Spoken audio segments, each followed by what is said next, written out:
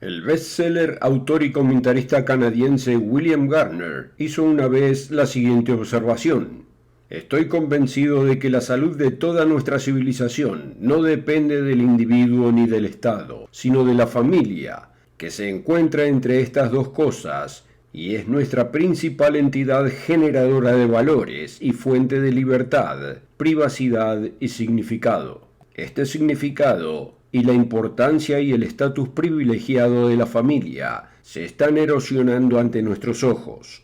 Gardner identifica correctamente la institución de la familia tradicional como fundamental para la supervivencia de nuestra sociedad, y ahora está amenazada debido a un esfuerzo malicioso destinado a su destrucción. Los que quieren ver terminada la familia tradicional simplemente no comprenden su papel a lo largo de la historia, tal vez en gran parte porque no están bien instruidos en la historia. De ahí nuestra serie, Los fundamentos de la cultura occidental.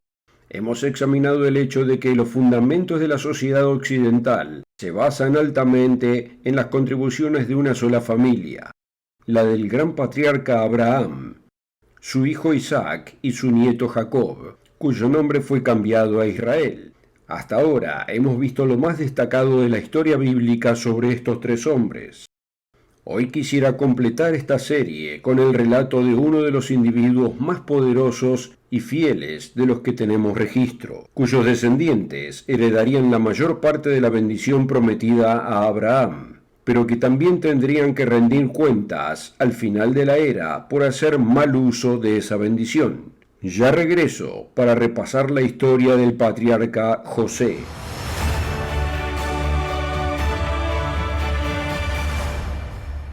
Jacob, el padre de José, había pasado 20 años en el norte de Mesopotamia trabajando para su tío Labán, el hermano de Rebeca. Jacob fue enviado allí para protegerlo de la ira de su hermano Esaú, a quien Jacob le había robado la herencia, y para encontrar una esposa de su propio pueblo. Finalmente regresó a Canaán. Ahora una persona muy diferente, Jacob era mucho más humilde, fiel a Dios y muy rico en términos de ganado y sirvientes. También tenía 11 hijos y al menos una hija. José habría tenido unos 6 años cuando su padre Jacob regresó a Canaán. También fue en ese mismo año cuando su madre Raquel murió dando a luz al menor de los hijos de Jacob, Benjamín. La siguiente mención de José es un incidente ocurrido 11 años después, probablemente en el año 1865 a.C. José tenía ahora 17 años de edad. Parecía ser protegido de su padre, quien lo reclutó para recibir actualizaciones adecuadas sobre la gran empresa familiar. Su temprana tendencia a informar a su padre sobre las faltas de sus hermanos le costó ser odiado por sus hermanos. José, siendo de edad de 17 años, apacentaba las ovejas con sus hermanos, e informaba José a su padre la mala fama de ellos, y amaba a Israel a José, más que a todos sus hijos, porque lo había tenido en su vejez, y le hizo una túnica de diversos colores. Y viendo sus hermanos que su padre lo amaba más que a todos sus hermanos, le aborrecían, y no podían hablarle pacíficamente.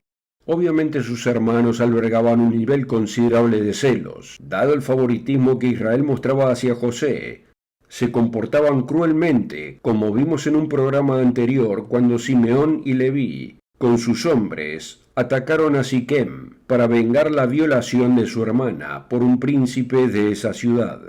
Para empeorar las cosas, Dios comenzó a trabajar con José, dándole sueños proféticos que José relataba a su padre y sus hermanos de una manera no muy diplomática. Y soñó José un sueño y lo contó a sus hermanos, y ellos llegaron a aborrecerle más todavía. Y él les dijo: oíd ahora este sueño que he soñado. He aquí que atábamos manojos en medio del campo, y he aquí que mi manojo se levantaba y estaba derecho, y que vuestros manojos estaban alrededor y se inclinaban al mío. Le respondieron sus hermanos: ¿reinarás tú sobre nosotros? ¿O señorearás sobre nosotros? Y le aborrecieron aún más a causa de sus sueños y sus palabras. Los sueños eran efectivamente proféticos y revelaban un evento futuro que su padre y sus hermanos vinieron a ver más tarde. Pero José, aunque era un joven muy decente y honesto, no percibía cómo esta revelación impactaba a sus hermanos. En lugar de impresionarlos, obtuvo una reacción muy diferente. Y dijo Israel a José: tus hermanos apacientan las ovejas en Siquem. Ven y te enviaré a ellos. Ve ahora, mira cómo están tus hermanos y cómo están las ovejas, y tráeme la respuesta. Y lo envió del valle de Hebrón, y llegó a Siquem. Cuando ellos lo vieron de lejos, antes que llegara cerca de ellos, conspiraron contra él para matarle. Y dijeron el uno al otro: he aquí viene el soñador. Ahora pues venid y matémosle y echémosle en una cisterna, y diremos: alguna mala bestia lo devoró, y veremos qué será de sus sueños. Cuando Rubén oyó esto, lo libró de sus manos, y dijo: no lo matemos. Y les dijo Rubén: no derramaréis sangre, echadlo en esta cisterna que está en el desierto, y no pongáis mano sobre él, por librarlo así de sus manos, para hacerlo volver a su padre.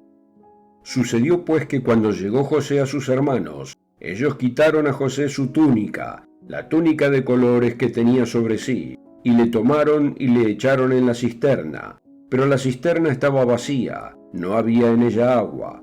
Y se sentaron a comer pan, y alzando los ojos miraron, y he aquí una compañía de ismaelitas que venía de Galaad, y sus camellos traían aromas, bálsamo y mirra, que iban a llevarlo a Egipto. Entonces Judá dijo a sus hermanos: ¿qué provecho hay en que matemos a nuestro hermano y encubramos su muerte? Venid y vendámosle a los ismaelitas, y no sea nuestra mano sobre él, porque él es nuestro hermano, nuestra propia carne. Sacaron ellos a José de la cisterna, y le trajeron arriba, y le vendieron a los ismaelitas por 20 piezas de plata, y llevaron a José a Egipto. Después Rubén volvió a la cisterna, y no halló a José adentro, y se rasgó los vestidos. Y volvió a sus hermanos y dijo: el joven no aparece, y yo, ¿a dónde iré? Entonces tomaron ellos la túnica de José, y degollaron un cabrito de las cabras, y tiñeron la túnica con la sangre, y enviaron la túnica de colores, y la trajeron a su padre, y dijeron: esto hemos hallado, reconoce ahora si es la túnica de tu hijo o no. Y él la reconoció y dijo: la túnica de mi hijo es, alguna mala bestia lo devoró, José ha sido despedazado. El segundo hijo menor de Jacob era un joven brillante, tenazmente leal a su padre, bien educado en la ley de Dios y comprometido a su observancia. Era guapo, bien educado, proveniente de una familia muy rica y poderosa, y ahora se encontraba encadenado, en su camino a ser vendido como esclavo en tierra extranjera. Por lo que sabemos de José, aunque era un poco arrogante, en general era una persona justa que conocía y valoraba la ley de Dios. Así que, ¿por qué Dios permitió esto? Dios estaba en las etapas iniciales de construir una nación, no solo trabajando con una familia de varias generaciones, y José participaría en este proyecto.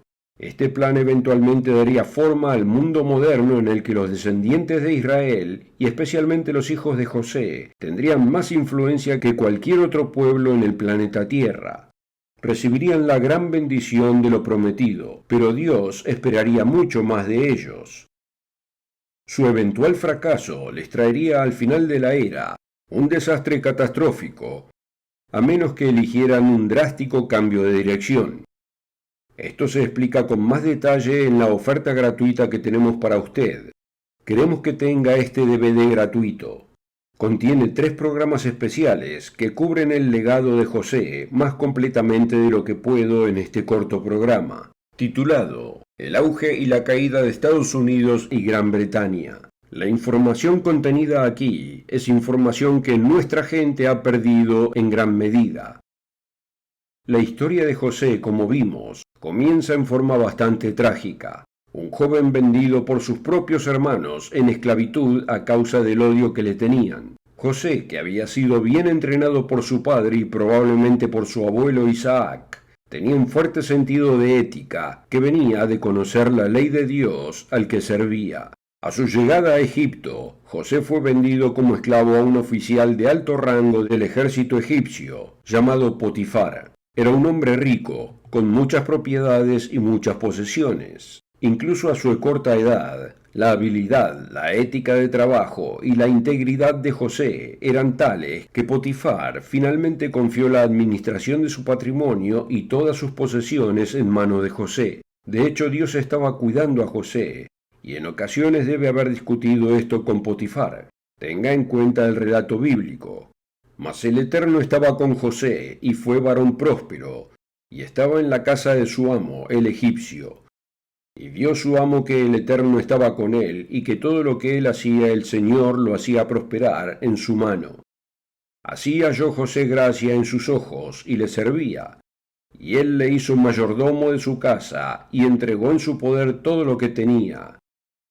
Y aconteció que desde cuando le dio el encargo de su casa y de todo lo que tenía, el Eterno bendijo la casa del egipcio a causa de José, y la bendición del Eterno estaba sobre todo lo que tenía, así en casa como en el campo, y dejó todo lo que tenía en mano de José. Potifar confió implícitamente en José. Sin embargo, José era un joven apuesto, y llamó la atención de la esposa de Potifar. Y era José de hermoso semblante y bella presencia. Aconteció después de esto que la mujer de su amo puso sus ojos en José y dijo, «Duerme conmigo». Y él no quiso y dijo, «¿Cómo pues haría yo este grande mal y pecaría contra Dios?» Sucedió que ella insistía a José día tras día. La esposa de Potifar quizás también era una dama atractiva. Nuestra sociedad actual diría que José debería haber aprovechado esta propuesta. Pero José era un hombre íntegro, para quien la ley de Dios era de suma importancia. ¿Cuál fue el resultado de esta situación? Enojada por haber sido rechazada, la esposa de Potifar mintió y le dijo a su esposo que José había intentado agredirla. Esto debe haber sido un shock para Potifar, quien habría sabido que no era propio de José, pero ella lo enmarcó bien, y lo enviaron a la prisión de los reyes. El Salmo 105, versículo 18 habla de esto. Afligieron sus pies con grillos, en cárcel fue puesta su persona. Si hubiéramos sido usted o yo, podríamos habernos desanimado lo suficiente como para preguntarnos ¿de qué sirve obedecer a Dios? He sido fiel y como resultado fui vendido como esclavo, me mintieron y ahora estoy en prisión sin nadie a quien recurrir. Pero José, a pesar de su desgarrador dolor, nunca perdió su compromiso de poner a Dios primero, incluso en las peores pruebas. Dios, sin duda, había estado probando a José, y parece que estaba complacido. Incluso en prisión, su carácter era tal que el director de la prisión sabía que podía confiar en José como un sirviente valioso. Pero el Eterno estaba con José y le extendió su misericordia y le dio gracia en los ojos del jefe de la cárcel. Y el jefe de la cárcel entregó en mano de José el cuidado de todos los presos que había en aquella prisión. Todo lo que se hacía allí, él lo hacía. No necesitaba atender el jefe de la cárcel cosa alguna de las que estaban a cuidado de José, porque el Eterno estaba con José, y lo que él hacía, el Eterno lo prosperaba. José llevaba varios años en esta prisión, cuando se agregaron dos nuevos prisioneros. Eran dos miembros de la casa de Faraón, uno el jefe panadero y el otro el jefe copero, el cual era un puesto muy importante. El alcalde los puso bajo el cuidado de José. El relato bíblico nos dice que una noche cada uno de estos dos hombres tuvo un sueño, y que el sueño era significativo, pero no había ningún intérprete disponible para explicárselo. José se ofreció a buscar la ayuda de su Dios en la interpretación. Ellos le dijeron, hemos tenido un sueño y no hay quien lo interprete. Entonces les dijo José, ¿no son de Dios las interpretaciones? Contádmelo ahora. El mayordomo y el panadero le contaron su sueño a José, cuyos detalles se pueden leer en Génesis capítulo 40. José interpretó los sueños indicando que en 3 días el mayordomo sería completamente restituido a su puesto, pero también que en 3 días el panadero sería ahorcado. José apeló al mayordomo para que lo recordara ante el faraón, para que pudiera ser liberado. Todo sucedió, pero por desgracia, el mayordomo, una vez restaurado, olvidó mencionar a José al faraón. Pasaron 2 años más. En todo este tiempo José permaneció fiel a Dios, un ejemplo notable de un servidor digno de confianza. Ya no era un joven engreído que se jactaba de sus sueños, sino un hombre fiel y trabajador, lleno de integridad y leal a Dios bajo cualquier condición. Ahora tenía un carácter que Dios podía usar. Con el tiempo, a los descendientes de José se les confió la gran primogenitura prometida a Abraham. Pero como con todas las bendiciones de Dios, están condicionadas a ser y permanecer obediente a Él. Alejarnos de Dios nos aleja de su protección y abre un camino a la destrucción. Estas historias son un mensaje de promesa, pero también contienen un mensaje de advertencia. Como vimos, José, cuando estaba en prisión, había interpretado correctamente el sueño del copero del faraón, que se había olvidado de hablar con el rey. Ya habían pasado 2 largos años desde aquellos sueños, y Dios estaba listo para actuar. Dios le dio a Faraón un sueño que lo disturbó.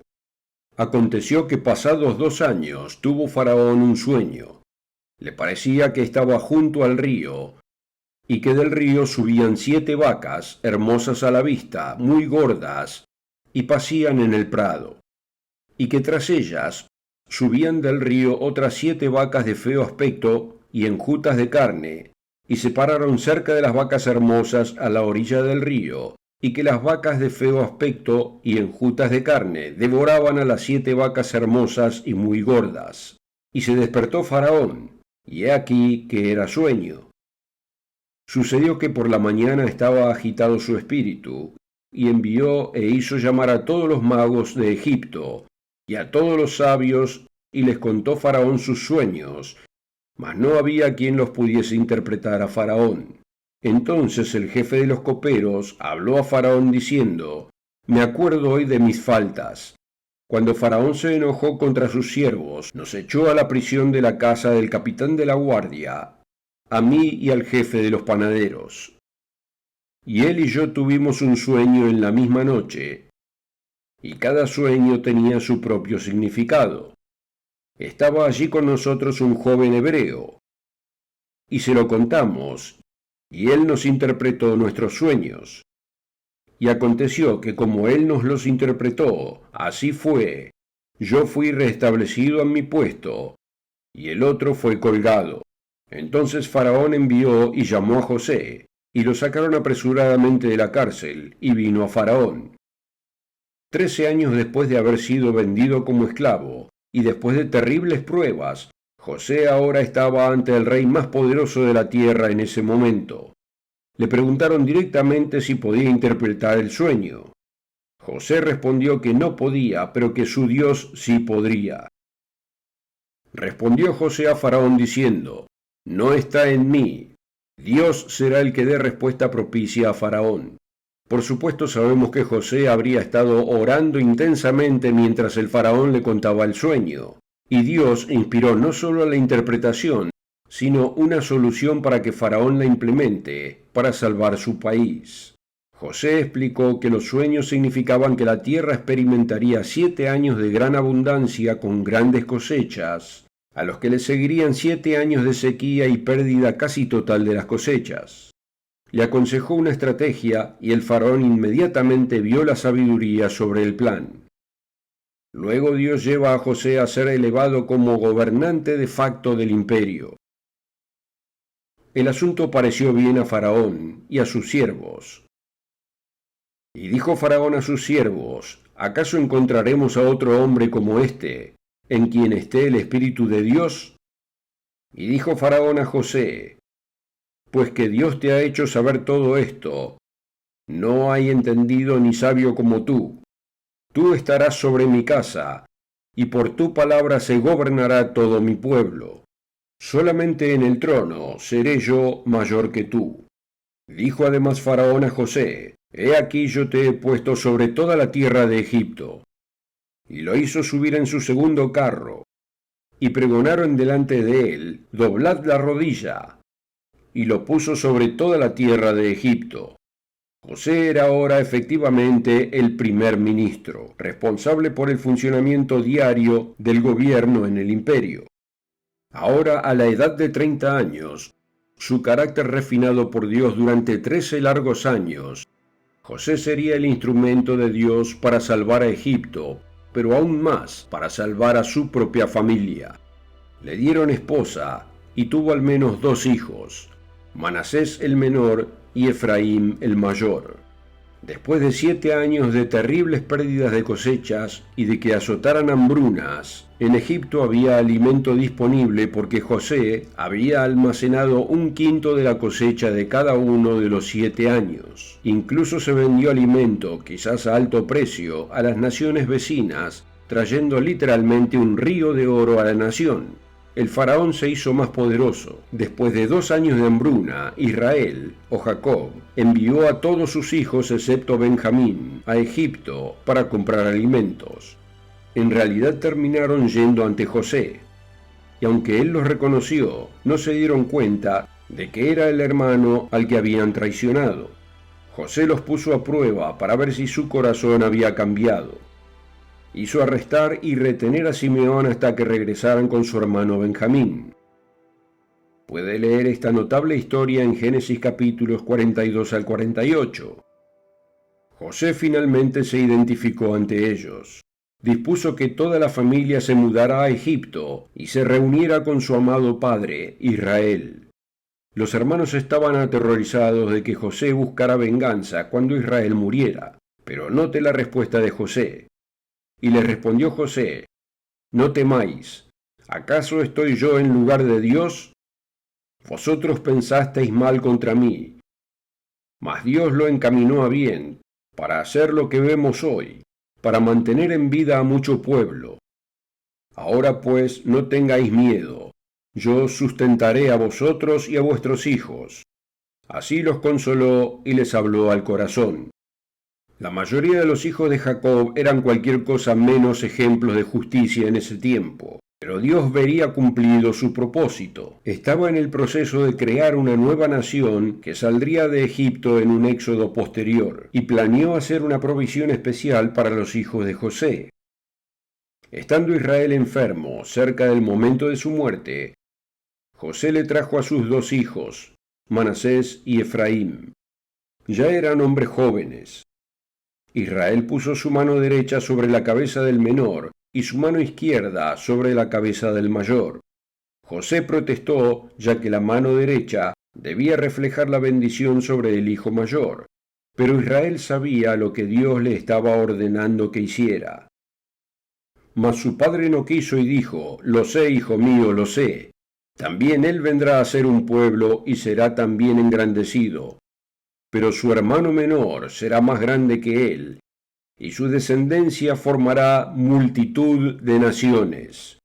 Y los bendijo aquel día diciendo: «En ti bendecirá Israel diciendo: hágate Dios como a Efraín y como a Manasés». Y puso a Efraín antes de Manasés. A los hijos de Israel se les dio una gran profecía registrada en el capítulo 49 de Génesis sobre su situación al final de la era. Pero la primogenitura pasó a los hijos de José, cuyos descendientes son un pueblo poderoso hoy.